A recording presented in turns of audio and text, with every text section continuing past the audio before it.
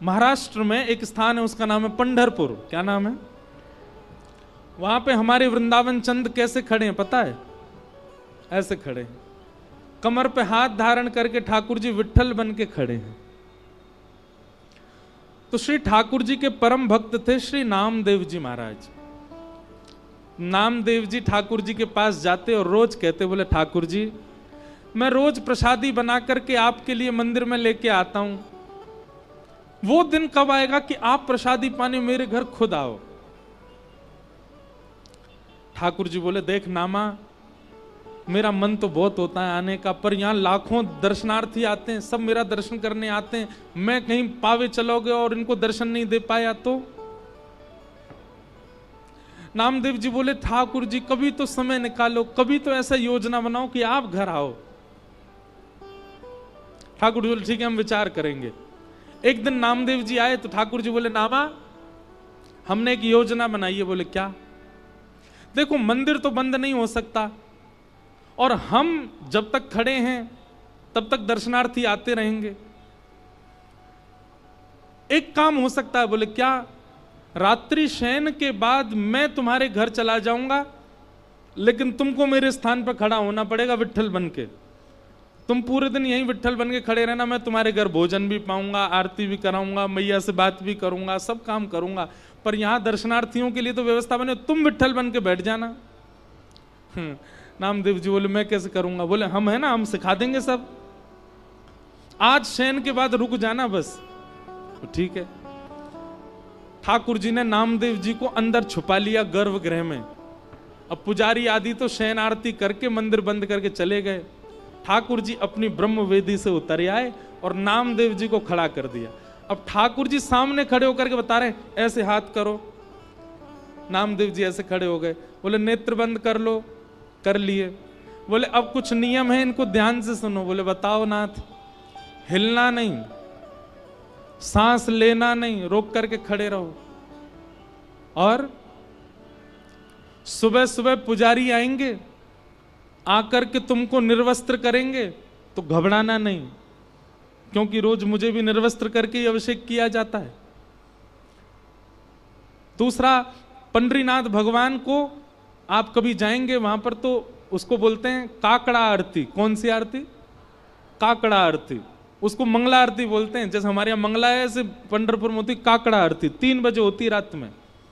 उसमें ठाकुर जी को स्नान आदि कराते हैं। तो उसमें एक अद्भुतता देखोगे, इतना मक्खन लेंगे और लेके श्री पंडरीनाथ भगवान के मुंह पे यहाँ चिपका देते हैं और थोड़ी देर रखने के बाद फिर आरती करते हैं। आरती करके फिर मक्खन हटा लेते हैं, उनका नियम है। ठाकुर जी बोले मक्खन तुम्हारे मुंह पे रखा जाएगा, उसको चाटना नहीं, ऐसे रखे रहने देना। दुनिया भर के लोग माला पहनाएंगे, उनमें कीड़े काटेंगे, चिल्लाना नहीं। मतलब मानो नामदेव जी को ठाकुर जी बता रहे ठाकुर बनना कितना कठिन है। अच्छा, एकमात्र पंढरपुर ऐसा स्थान है, धाम है पूरे भारत में, जहां पर हर दर्शनार्थी जाकर के श्री पंडरीनाथ भगवान को गले से लगा सकता है।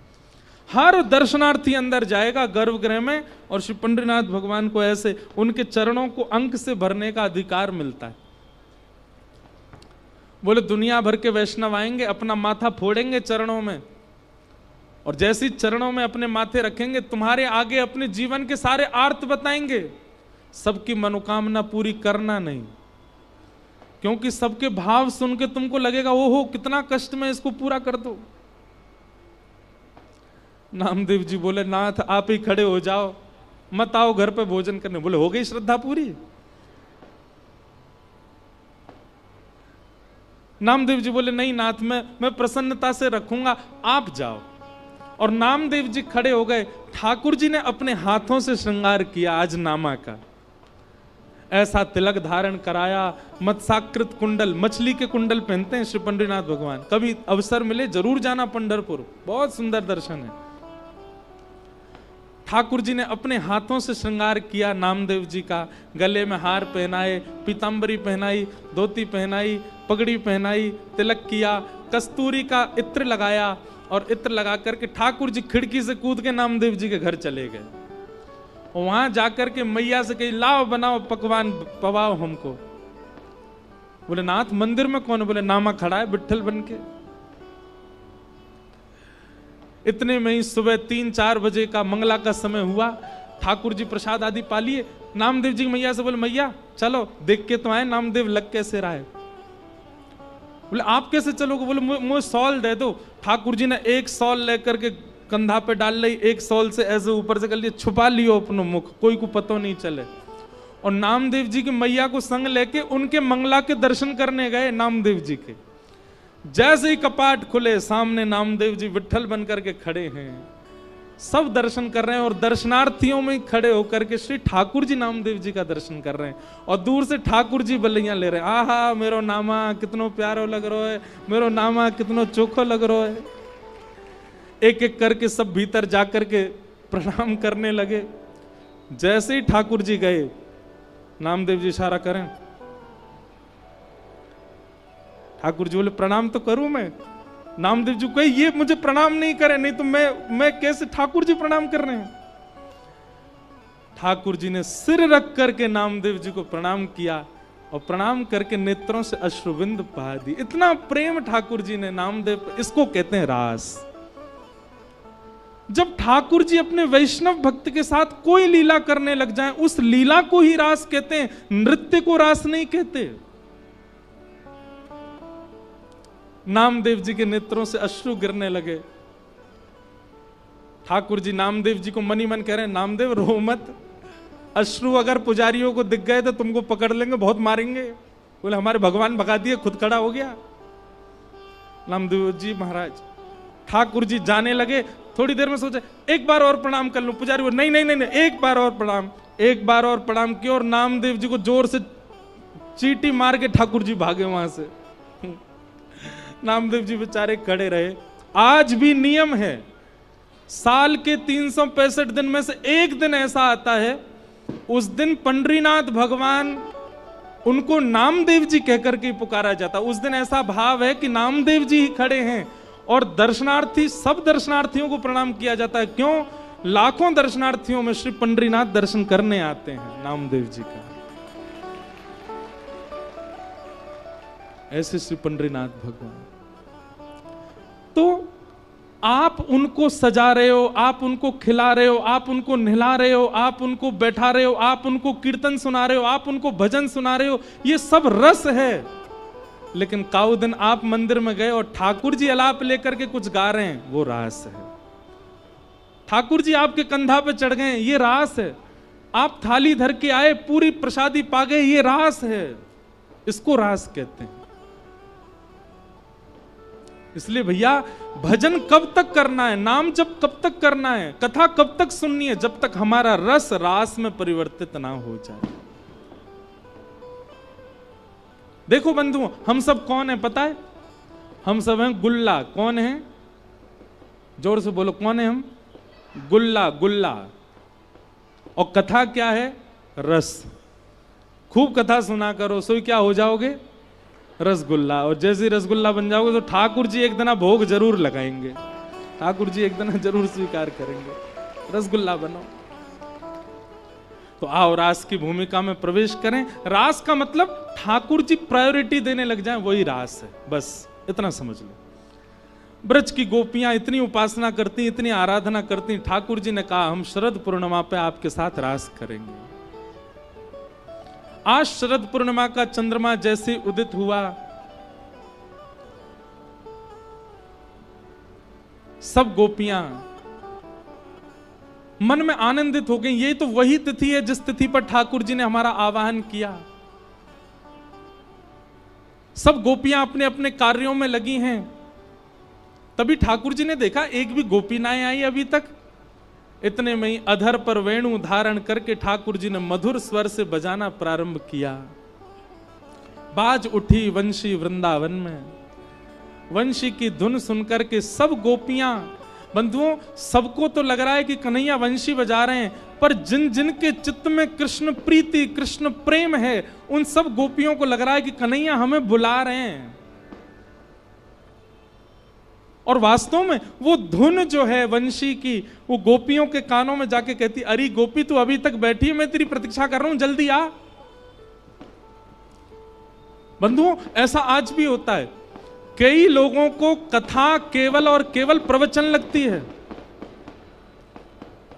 कई लोगों को कथा केवल कथा लगती है, पर कई लोग कथा में आते हैं, उनको ऐसा लगता है श्री जी ने व्यास जी को हमारे लिए भेजा है, श्री जी ने इनको हमारे लिए भेजा है, और ये जो कुछ भी बता रहे हैं उससे हमको श्री कृष्ण मिलेंगे। वो कथा को प्रवचन के रूप में नहीं सुनते, उनके मन में भावना होती है कि ठाकुर जी की ही वाणी है, ठाकुर जी ने ही भेजा है, ठाकुर जी हमको बुलवा रहे हैं इनके माध्यम से।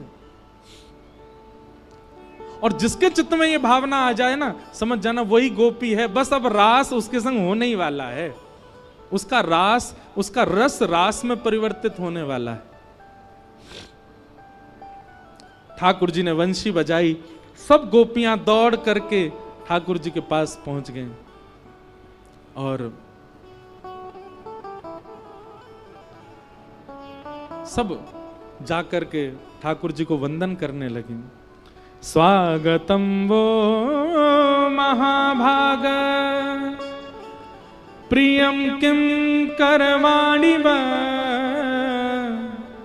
ब्रजस्यानामयं कश्चित् ब्रूतागमन कारणम। सब लोग इधर देखो, इधर देखो, इधर देखो, ध्यान से सुनो। ठाकुर जी ने वंशी बजाना बंद किया, हजारों गोपियां सामने खड़ी हैं और गोपियों की स्थिति, कोई अपने कार्य छोड़ के आई है, कोई अपना श्रृंगार छोड़ के आई है, कोई अपने बालक को सोता छोड़ के आई है, कोई अपनी सास से लड़के आई है, कोई अपने पति को छोड़ के आ गई, सब भागी हैं। और ठाकुर जी के सन्मुख आने वाली गोपियों की आयु बोले 6 वर्ष से लेकर के और यशोदा मैया की उम्र तक की गोपियां हैं वहां पर, और सब ठाकुर जी को एक ही भाव से देख रही हैं, क्या? प्रियतम। सब प्रियतम के रूप में दे। और ठाकुर जी की आयु कितनी है? 7 वर्ष। ठाकुर जी 7.25 साल के हैं बस। और सब गोपियां प्रेम भर के देख रही हैं।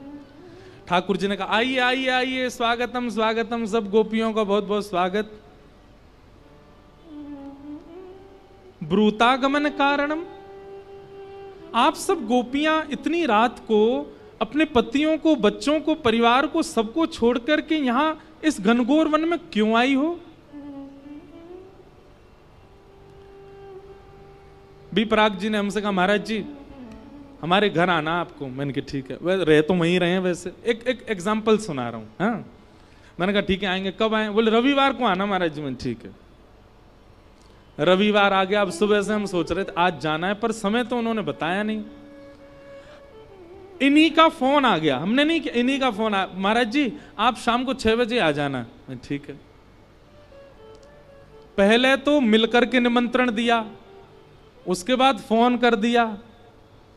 जैसे ही मैं 6 बजे पहुंचा तो अंदर जैसे ही मैं गया, इन्होंने आइए आइए महाराज जी, कैसे आना हुआ आपका? क्या होगा मेरे साथ उस समय? उस समय मेरी हृदय की स्थिति कैसी होगी? यही स्थिति हो रही है गोपियों की। पहले तो हमसे मिलके कहा कि शरद पूर्णिमा पे मिलेंगे, उसके बाद भी हम नहीं आ रही तो वंशी बजा के हमको बुला लिया, और जब हम आज सब छोड़ के आ गई, लोक लाज मर्याद सब छोड़ दिया हमने, बच्चों को छोड़ के आई, पतियों को छोड़ के आई, लोक लाज क्या कहेगी सब छोड़ के आई, और ये हमसे क्या कह रहे हैं? ब्रूतागमन कारणम। आप सबके इतनी रात में यहां आने का कारण जान सकता हूं मैं? ओ मैं समझ गया, चंद्रमा देखने आई हो आप, है ना? शरद पूर्णिमा का चंद्रमा देख लिया, चलो वापस जाओ, चलो अपने अपने। ए देख बूढ़ी बड़ी, तेरे दांत नहीं है फिर वो आ गई यहाँ पे। अरे तेरो तो बालक अभी कछु दिन पहले भयो ना, वहां को छोड़ के आ गई तू। सब गोपियों को संसार दिखा रहे हैं ठाकुर जी ताकि वो लौट जाएं, लेकिन गोपियां सब ठाकुर जी को क्रोध में भर के देख रही हैं। ठाकुर जी ने 10 श्लोकों में केवल पतिव्रता नारी का धर्म बताया कि जब पत्नी अपने पति का त्याग कर दे या अपने पति के अलावा किसी पुरुष का ध्यान कर ले तो कितना बड़ा पाप लगता है। ठाकुर जी 10 श्लोकों में यही बात समझा रहे हैं गोपियों को। और तुम सब, एक नेक से बालक 7.25 साल को हूं मैं, और मुझे प्रियतम मान करके तुम सब अपने घर छोड़ के आ गई हो। कात्यायनी मैया पर मुझे पति रूप में मांगने के लिए रोज जाके हवन करती हो। शर्म नहीं आती तुम सबको? अपना पातिव्रत धर्म तोड़ दिया, भ्रष्ट कर दिया सब। गोपियां सुनती रहीं। जब 10 श्लोक बाद ठाकुर जी शांत हो गए तो गोपियां बोली अब हम बोलें?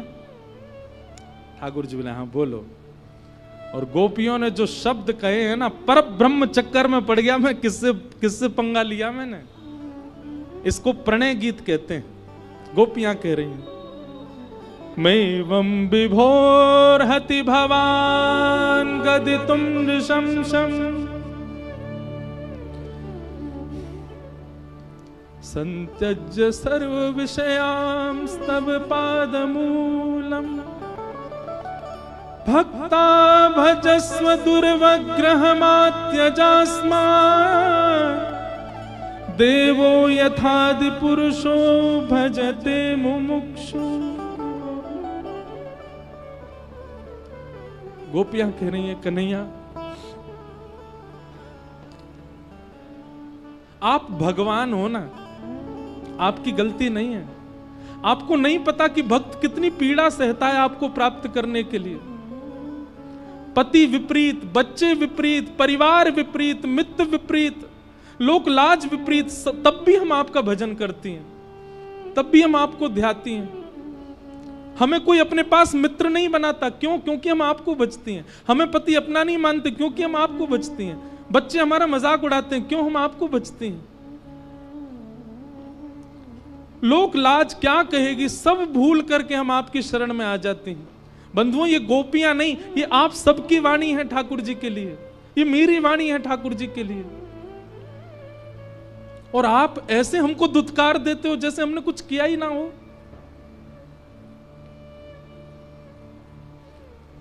हमको आप व्यभिचारिणी मत समझो। गोपियां कह रही हैं हम व्यभिचारिणी कन्या नहीं है, हमको आप वैसी महिला मत समझो कि एक पुरुष होते हुए अन्यों का ध्यान करती हैं। हमारी वो प्रेम नहीं है ठाकुर जी आपसे। हमारी बात सुन लीजिए, कभी हमारा स्पर्श मत करना, कभी हमको दिखना मत, कभी हमसे बात मत करना। जीवन भर के लिए हमको रोता बिलखता छोड़ के चले जाना, लौट करके कभी आपके पास आएंगी नहीं हम। और याद रखना जिस दिन आप छोड़ के जाएंगे ना ठाकुर जी, देखना कभी लौट करके हम आपके पास कभी नहीं आएंगी, लेकिन हमारा प्रेम ऐसा ही रहेगा, क्योंकि हमारा निस्वार्थ प्रेम है। आपसे कोई मिलने वाला प्रेम नहीं है, आपको स्पर्श करने वाला प्रेम नहीं है, आपको देखने की इच्छा नहीं है हमारी, बस प्रेम है। और क्यों है वो हम नहीं जानते। आप हमको व्यभिचारिणी मत समझो। और रही बात आप कहती हो परिवार छोड़ के आ गई, बच्चे छोड़ के आ गई, ये छोड़, कौन कहता है गीता में सर्वधर्मान परित्यज्य माम एकम शरणम ब्रज? गर्जना करके बोलते हो आप, सब छोड़ के मेरी शरण में आ जाओ। और आज जब सब छोड़ के आ गई तो कह रहे हो क्यों आ गई हो?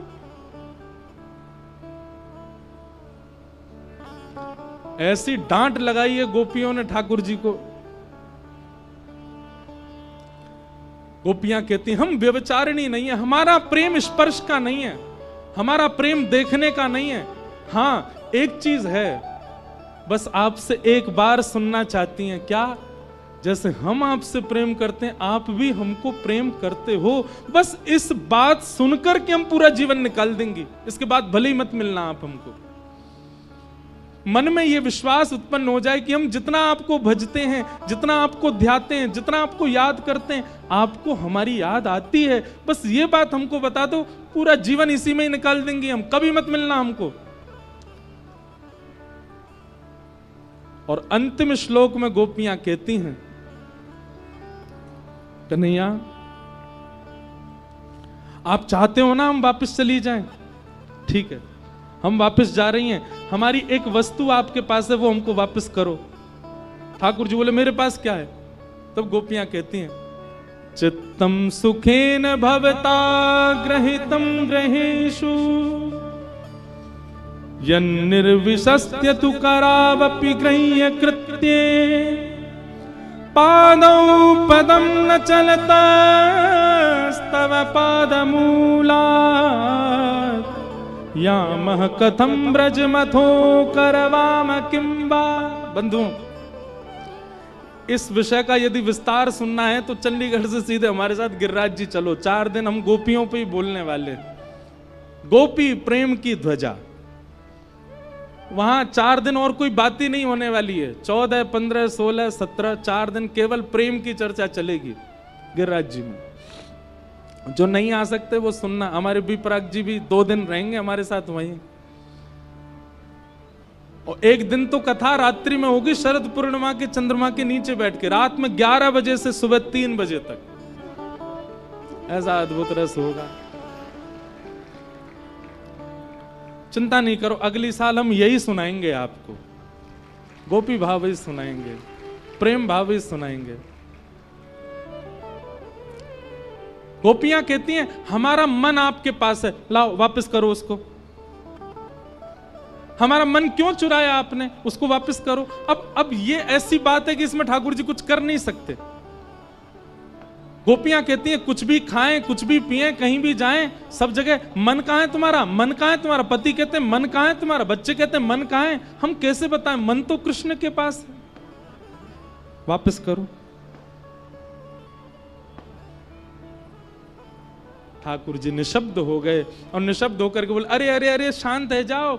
अरे मैं तो तुम्हारी परीक्षा ले रहा हूं, तुम तो नाराज है गई। अरे गोपी मैं तो आप सबन की परीक्षा ले रहा हूं। गोपी बोली नाय नाय तुम परीक्षा नहीं, अब देखो हम क्या करें। ठाकुर जी बोले कहा करोगे। एक साथ सारी गोपियां अपने पैर के नखून से पृथ्वी में गड्ढा करने लगी। लाखों गोपियां एक साथ मिट्टी को कुरेदने लगी। ठाकुर जी बोले जे कहा कर रही हो। बोले तुम ऐसे तो हाथ आओगे नहीं, तुमको देखते देखते यहीं प्राण त्याग के नीचे गड्ढों बना के वहां में कूद जाएंगी। तुम्हारे शास्त्र के में अंते यामति सागति, अंत में जिसको देखते हुए जिसको सोचते हुए प्राण त्यागोगे अगले जन्म में तुमको मिलेगा। या जन्म में नहीं मिलोगे तो तुमको देखते देखते यहीं प्राण त्याग देंगी, अगले जन्म में कहां भाज के जाओगे, फिर तो मिलना पड़ेगा ना। अंते यामति सागति। ठाकुर जी बोला अरे नहीं नहीं मैं तुम्हारे पाम पर हूं, ऐसा मत करो। अरे मैं आ गया, लो लो लो मैं आ गया तुम्हारे पास। और ठाकुर जी जामे, कोई गोपी के गले में गलवैयां डालें, कोई गोपी के पाम पकड़ें, कोई गोपी को जल पिलामें, कोई गोपी को भोजन करामें, सब गोपीन के पास जा रहे हैं। इसी को कहते हैं रास। अब बात आती है नृत्य क्या है फिर। भाई ठाकुर जी तुम्हारे पास आ जाएं, तुम नाचोगे नहीं। ठाकुर जी तुम्हारे गले में गलवैयां डाल दें, कंपन हो जाएगा शरीर में और उत्साह की वह स्थिति आ जाएगी कि भुजा उठा करके निर्लज्ज होकर के नृत्य करने लगोगे। हमने उसी को नृत्य मान लिया, पर रास का मतलब नृत्य नहीं। रास का मतलब ठाकुर जी अपने भक्त को विशेषता देने लग जाएं, वही रास है। सब गोपियों के पास जाने लगे और ठाकुर जी की इस दीनता से गोपियों के चित्त में वो भाव आ गया जो नहीं आना चाहिए था। क्या? अभिमान। गोपियों को धीरे धीरे ऐसा लगने लगा हम परम सुंदरी हैं, इसलिए हमारी सुंदरता पर कृष्ण मोहित हो रहे हैं। बंधुओं, क्यों आया गोपियों को मान? कारण पता है? क्योंकि बिना किशोरी जी को प्रणाम किए ठाकुर जी के पास चली गई। किशोरी जी का रूप कैसा है, एक बात मेरी बहुत ध्यान से सुनिएगा। आप सबने अभी बरसाना दर्शन किया ही नहीं है, लाडली जी को देखा ही नहीं है। क्यों? जिस दिन किशोरी जी दिख गई आपको, आप अपनी उस बुरी आदत को उनके दर्शन मात्र से त्याग दोगे। आप अपने क्रोध को, अपने लोभ को, अपने मोह को, उनका दर्शन मात्र, अगर किशोरी जी दिख गई तो आपके अंदर विषमता, आपके अंदर क्रूरता, आपके अंदर किसी भी प्रकार का दुर्भाव रह ही नहीं सकता। बस एक ही चीज होगी, क्या? नेत्रों से बस नीर बहेंगे। किशोरी जी मान रहित करके ठाकुर जी के सन्मुख प्रस्तुत करती हैं। जैसे ही गोपियों को मान हुआ, ठाकुर जी वहां से अंतर ध्यान हो गए। गोपियां ढूंढ रही हैं श्याम सुंदर कहां हैं, कृष्ण कहां हैं, मधुसूदन कहां हैं, मदन मोहन कहां हैं, नहीं मिल रहे हैं ठाकुर जी। सब गोपियां ढूंढते ढूंढते यमुना तट पर पहुंची। तभी वहां किशोरी जी को बैठे हुए देखा, दौड़ करके गई, चरणों में लेट गई समस्त गोपियां। हे सुन राधिका दुलारी, तेरे द्वार का भिखारी हूं मैं, शाम का पुजारी,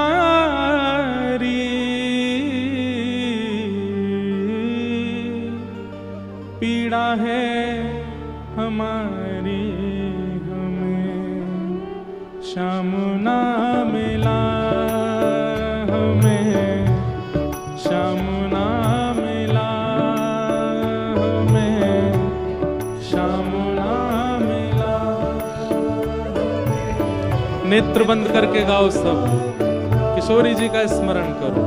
सुन राधिका दुलारी, सुन राधिका दुलारी, तेरे द्वार का भिखारी, तेरे द्वार का भिखारी, तेरे श्याम का पुजारी, एक पीड़ा है हमारी हमें श्याम ना मिला, हमें श्याम ना मिला, हमें श्याम ना मिला, श्याम ना मिला। हम सोचते थे कान्हा कहीं कुंजन में होगा, सोचते थे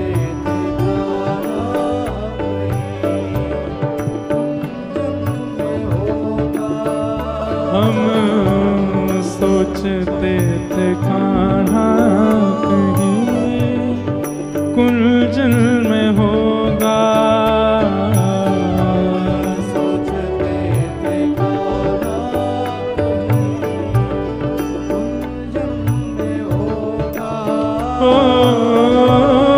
अभी तो मिलन का हमने सुख नहीं भोगा, अभी तो मिलन का हमने सुख नहीं भोगा। सुन के प्रेम की परिभाषा, सुन के मन में बंधी थी जो आशा, मन में बंधी थी जो आशा, आशा हुई रे निराशा, झूठी दे गया दिलाशा, हमें श्याम ना मिला,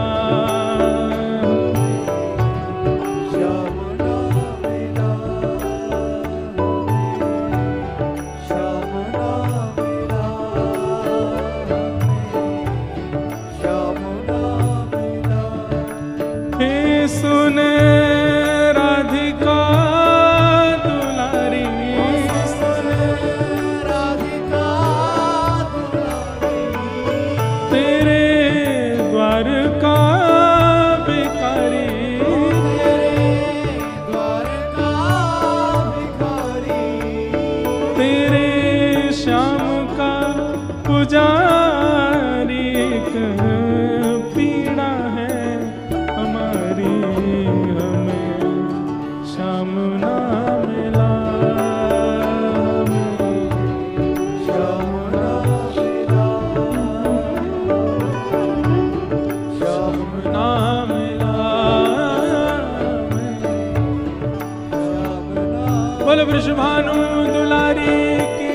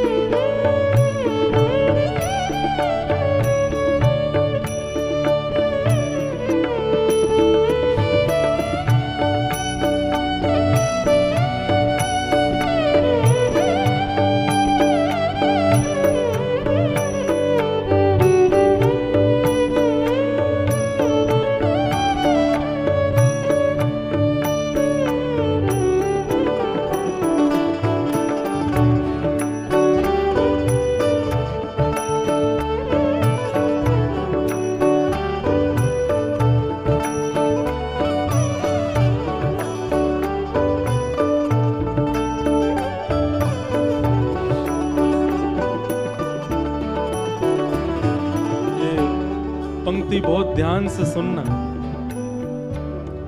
जितने भी कृष्ण अनुरागी यहाँ बैठे हैं, बहुत ध्यान पूर्वक सुनो इन पंक्तियों को। देता है कन्हाई जिसे प्रेम की दशा, देता है कन्हाई जिसे प्रेम की दशा, देता है कन्हाई जिसे प्रेम की दशा, देता है कन्हाई जिसे प्रेम की दशा।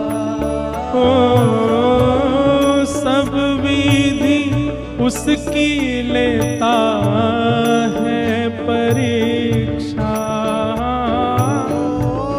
सब विधि उसकी लेता है परीक्षा, ओ सब विधि उसकी लेता है परीक्षा, सब विधि उसकी लेता है परीक्षा। कभी निकट बुलाए, कभी निकट बुलाए, कभी दूरियां बढ़ाए, कभी दुनिया बढ़ाए, छलिया हाथ नहीं आए, छलिया हाथ नहीं आए, श्याम ना मिला हमें, श्याम ना मिला हमें, श्याम ना मिला हमें। पुकारो बंधुओं, सब लोग भाव से पुकारो। हे सुने राधिका दुलारी, सुने राधिका दुलारी, तेरे द्वार का भिखारी, तेरे द्वार का भिखारी, हूँ मैं श्याम का पुजारी, एक पीड़ा है हमारी, हमें श्याम ना मिला, हमें श्याम ना मिला, हमें श्याम ना मिला, श्याम ना ओ अपना जहां जिसे कहे सब कोई, अपना जहां जिसे कहे सबको। यहाँ इस पंडाल में सब कहते हैं कि कन्हैया हमारे हैं, ठाकुर जी हमारे हैं, राधा रमण हमारे हैं, राधा वल्लभ हमारे हैं, सब यही तो कह रहे हैं। अपना जहां जिसे कहे सब कोई, अपना जहां से कहे सबको। ओ उसके लिए ही मैं दिन रात रोई, उसके लिए ही मैं दिन रात नेहा दुनिया से तोड़ा, नेहा दुनिया से तोड़ा, नाता सांवरे से जोड़ा, नाता सामने से जोड़ा, हे नेहा दुनिया से तोड़ा, नेहा दुनिया से तोड़ा, नाता सांवरे से जोड़ा, नाता सामने से जोड़ा, उसने ऐसा मुख मोड़ा, हमें कहीं का न छोड़ा। श्याम ना मिला हमें, श्याम ना मिला, हमें श्याम ना मिला, हमें श्याम ना मिला। हे सुने राधिका दुलारी, राधिका दुलारी, तेरे द्वार का भिखारी, तेरे द्वार का भिखारी, तेरे श्याम का पुजारी। एक पीड़ा है हमारी, श्याम ना मिला, श्याम ना मिला, श्याम ना मिला, श्याम ना मिला हमें, श्याम ना मिला हमें, श्याम ना मिला हमें, श्याम ना मिला हमें, श्याम ना मिला।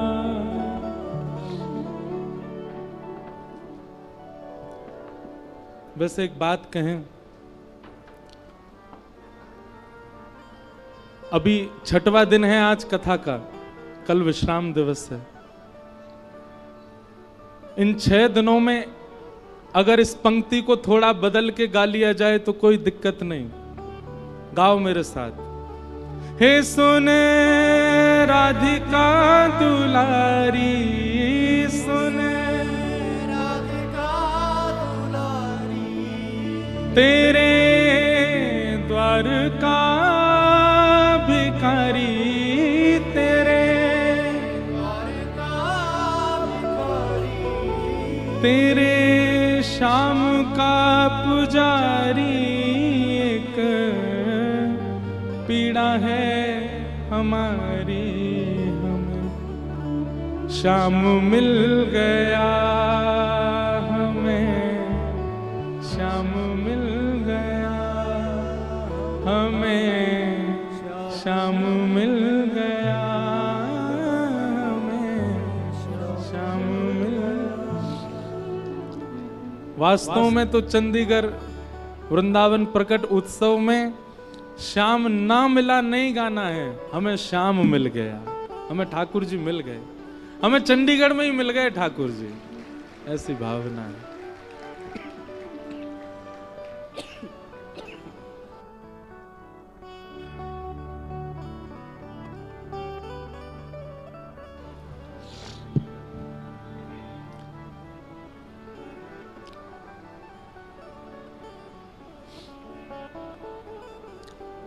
सब गोपियां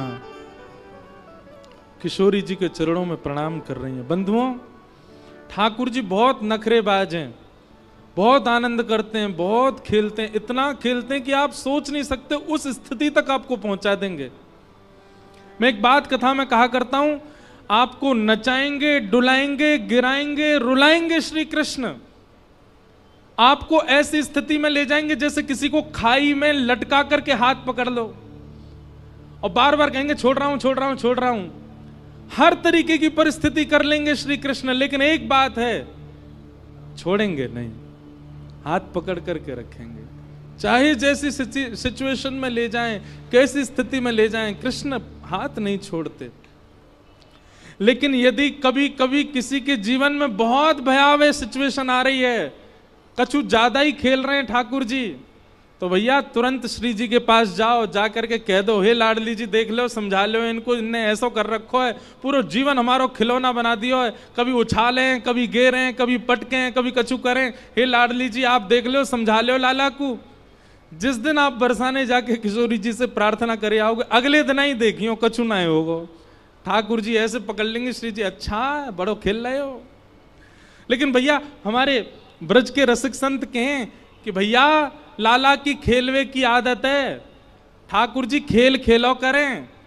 अरे या बात से परेशान मत हो कि ठाकुर जी इतना खेल क्यों रहे हैं, बल्कि ठाकुर जी से यूं कहो कि लाला जितनो मन चाहे खेल ले, पर खिलौना मैं ही रहना चाहिए, खिलौना मत बदलियो, खिलौना सदा मैं रहूं तुम्हारो।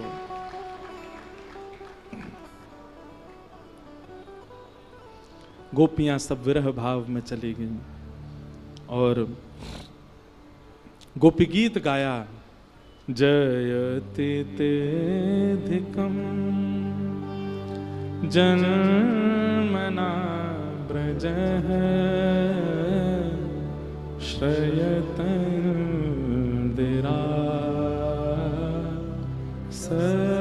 सस्वदत्र हि दैतदृश्यता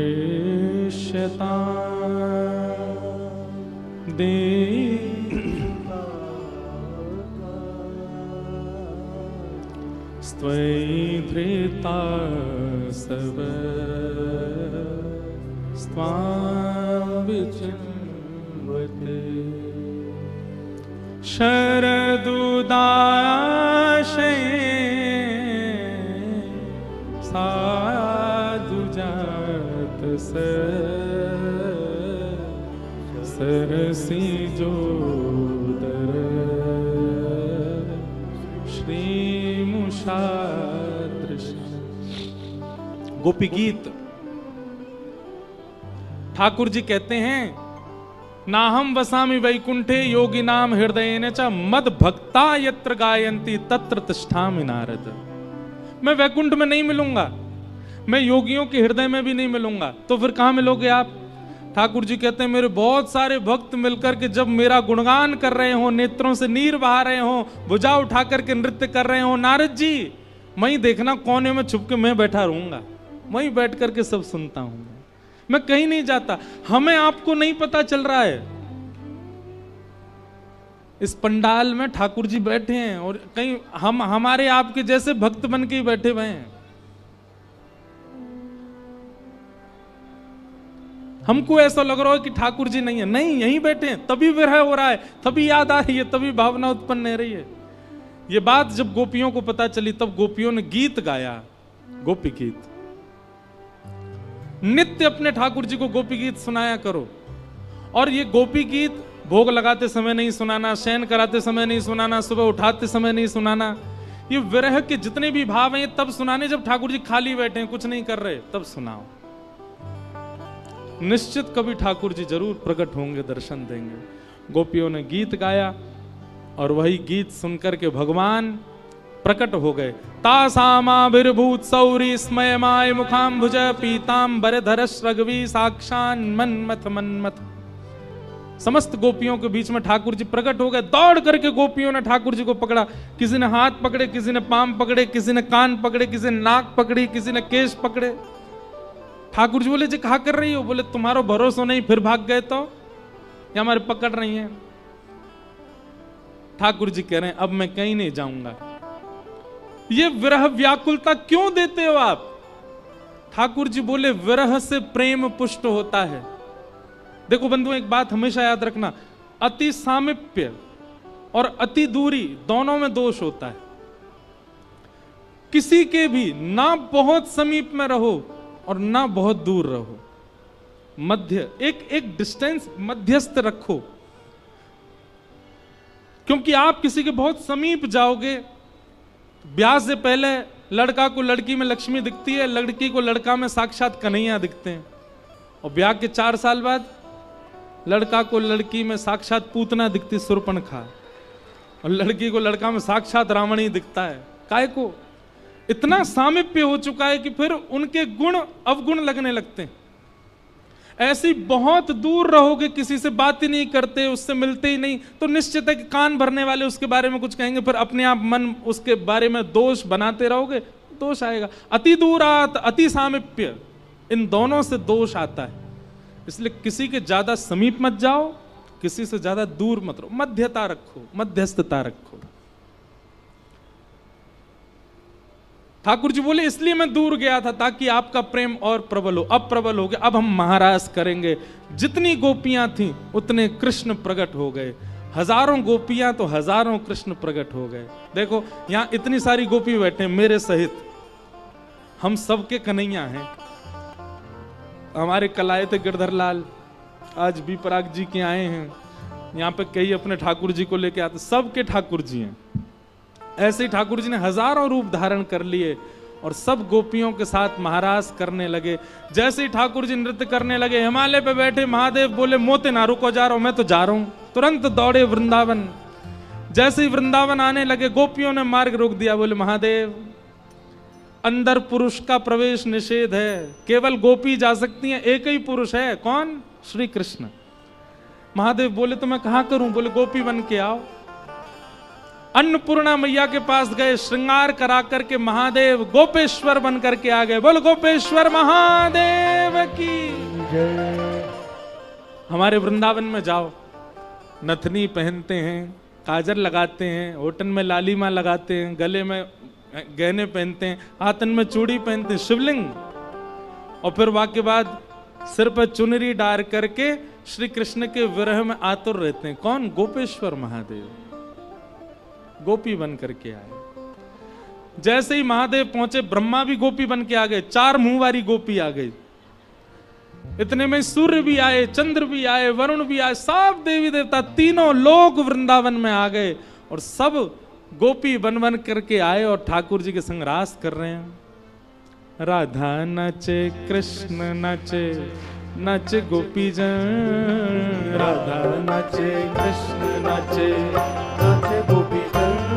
ओ राधा नाचे, कृष्ण नाचे, नाचे गोपी जन। राधा नाचे, कृष्ण नाचे, नाचे गोपी जन। क्योंकि मन मेरा बन गया सखी रे पावन वृंदावन। मन मेरा बन गया सखी रे पावन वृंदावन। हे राधा नाचे, कृष्ण नाचे, नाचे गोपी जन। राधा नाचे, कृष्ण नाचे, नाचे गोपी जन। क्योंकि मन मेरा बन गया सखी रे पावन वृंदावन। मेरा बन गया सखी रे पावन वृंदावन। ओ मन मेरा बन गया सखी रे पावन वृंदावन। मन मेरा बन गया सखी रे पावन वृंदावन। हे रास रचो है, रास रचो है, आज यमुना के नारे महारास रचो है। रास रचो है, रास रचो है, यमुना किनारे महारास रचो है। हे रास रचो है, रास रचो है, आज यमुना के नारे महारास रचो है। रास रचो है, रास रचो है, यमुना किनारे महारास रचो है। हे राधा नचे, ओ राधा नचे, हे राधा नचे, कृष्ण नचे, नच गोपी जन। राधा नचे, कृष्ण नचे, नाचे गोपी जन। क्योंकि मन मेरा बन गया सखी रे पावन वृंदावन। मन मेरा बन गया सखी रे पावन वृंदावन। हे मन मेरा बन गया सखी रे पावन वृंदावन। मन मेरा बन गया सखी रे पावन वृंदावन। ओ रास रचो है, रास रचो है, आज यमुना के नारे महारास रचो है। रास रचो है, रास रचो है, यमुना किनारे महारास रचो है। हे रास रचो है, रास रचो है, यमुना के नारे महारास रचो है। रास रचो है, रास रचो है, यमुना किनारे महारास। श्री राधा रमन लाल की।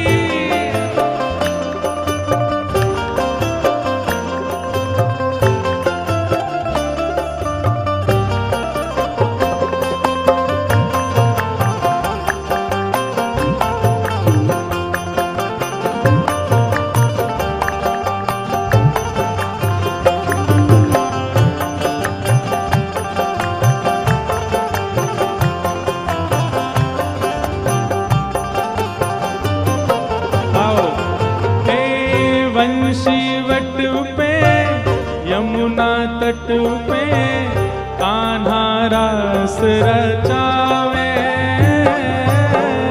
बंसी वट पे यमुना तट पे कान्हा रास रचावे। ओ वंशी वट पे यमुना तट पे कान्हा रास रचावे। बंसी वट पे यमुना तट पे कान्हा रास रचावे। ओ गोपी बन के शंकर आए गोपेश्वर कहलाए। गोपी बन के शंकर आए गोपेश्वर कहलाए। ओ डम डम डमरू बाजे कान्हा की मुरली पे। डम डम डमरू बाजे कान्हा की मुरली पे। डम डम डमरू बाजे कान्हा की मुरली पे। डम डम कान्हा की मुरली पे। ओ जग सारा नाचे रे श्याम संग राधा नाचे रे।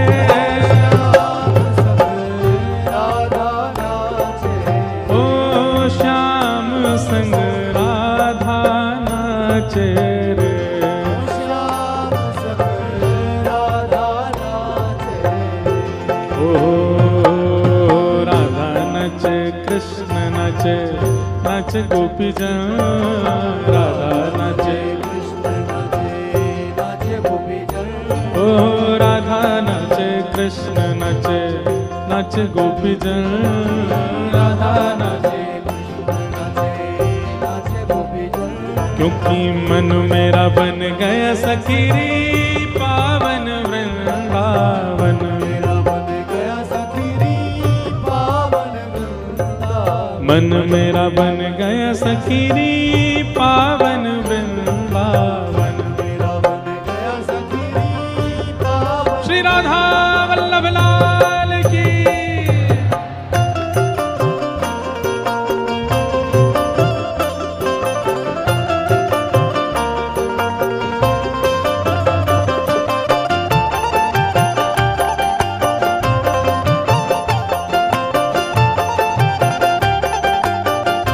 रास रासेश्वर भगवान की।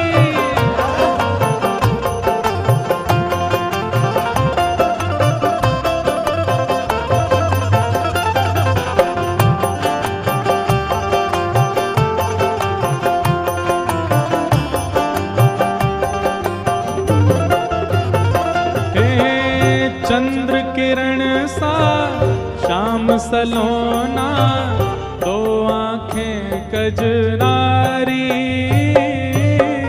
चंद्र किरण सा श्याम सलोना दो आंखें कजरारी।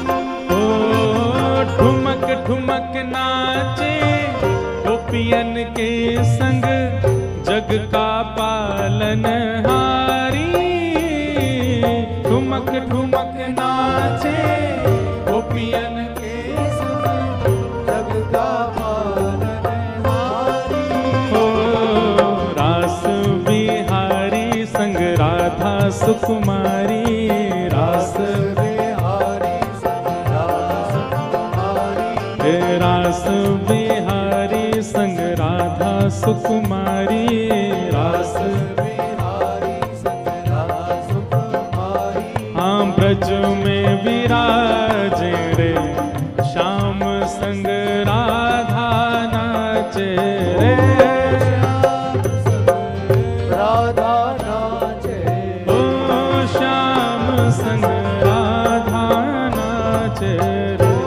श्याम संग राधा नाचे। हे श्याम संग राधा नाचे रे। श्याम संग राधा नाचे। राधा नाचे ओ राधा नाचे। राधा नाचे कृष्ण नाचे नाचे गोपी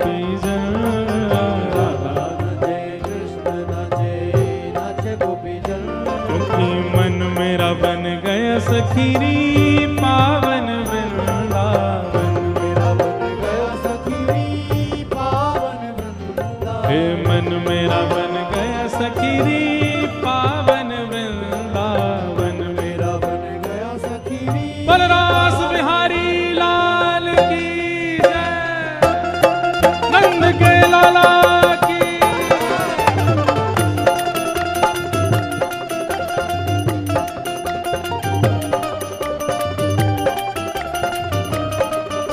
श्री राधा वल्लभ लाल की।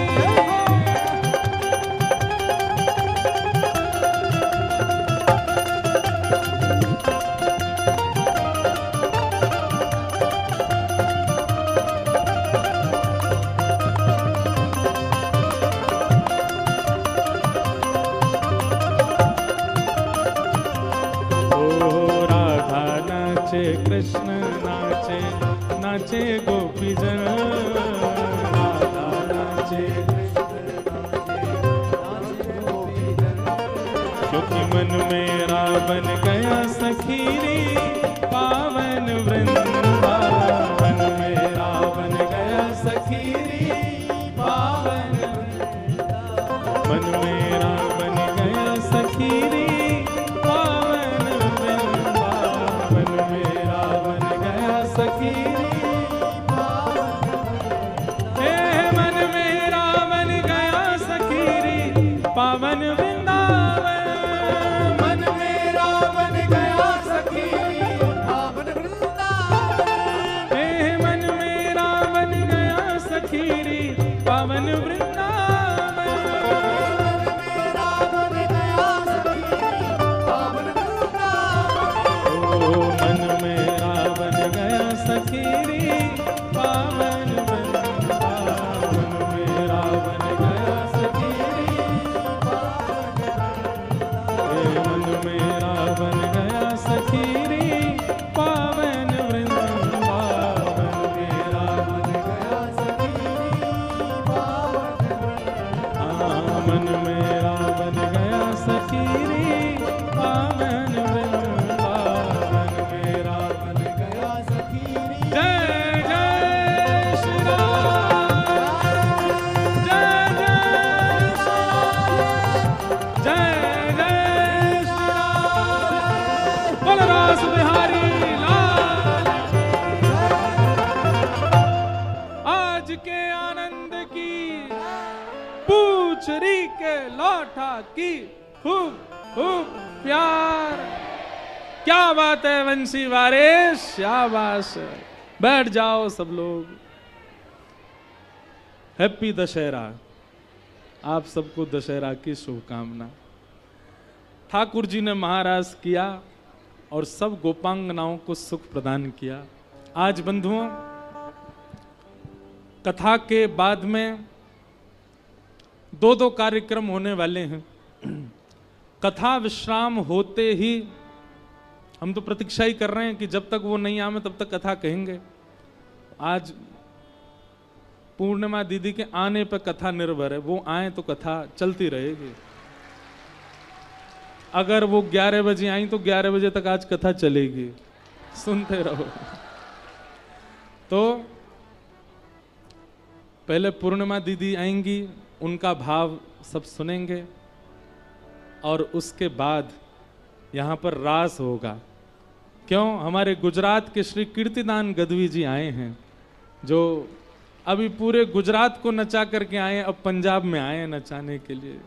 महाराज, उनका आगमन होगा और हम भी आप सबके साथ में ये रास बिहार करेंगे, आनंद करेंगे। आज उत्सव मनाएंगे। ठाकुर जी को रास बिहार है, वही सुख से यह सुख लेंगे। कल संडे है तो कोई उठ के जाने के लायक अब है नहीं, आपके पास कोई बहाना नहीं जाने का, इसलिए बैठे रहो सब। कल रविवार है, सबकी छुट्टी है और कल तो कथा का विश्राम भी है, इसलिए अब ध्यान पूर्वक श्रवण करो।